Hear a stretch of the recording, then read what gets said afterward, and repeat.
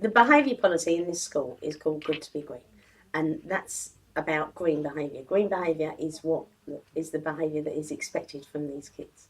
If they go the extra mile and show extra politeness, if they're helping someone out, if they're kind to someone, then that's recognised as a privilege card. That's blue behaviour.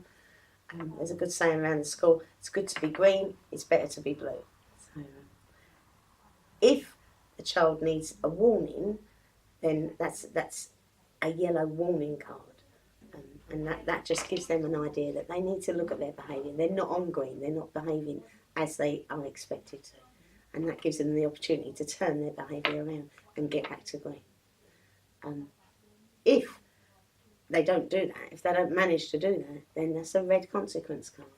And there is a consequence for that, and that's usually a timeout or a loss of privileges. Last February, there was families coming to me and saying that they was really struggling at home with their kids and the behaviour at home.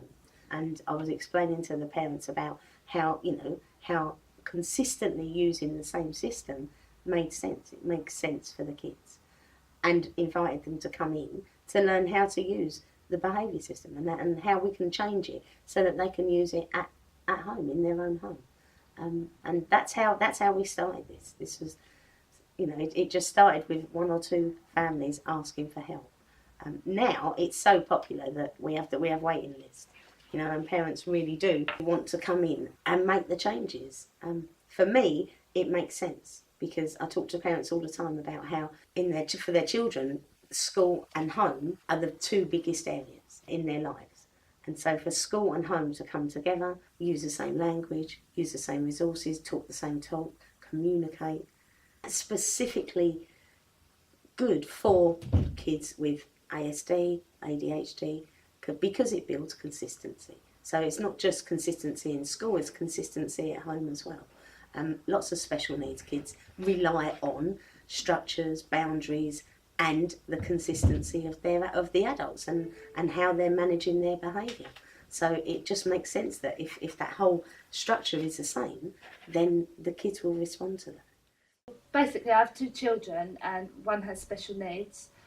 So I basically came along for support because obviously I was struggling quite a lot at home, to the point that I felt as if I wasn't in control of my family, and I felt as if I was supposed to be being walked all over, a bit. So I come last year, I did the same workshop, the Good to be Green. Then I came to Becky Southern, and she decided to do a home visit. We twerked my rules, made it a bit more Pacific. I think my rules wasn't Pacific enough. So we twerked them, and for probably the last 7-8 months, it's been doing really good. And I feel as if home is a lot better. I feel as if I'm in control. I feel as if my children understand that I am the adult and I am in charge. And I just feel a lot more. I feel like it's happy. I'm not always shouting like I was. I can just talk to them. I can just say, do you want to look at your rule? And you're not following that rule. So I just find it's a lot happier at home.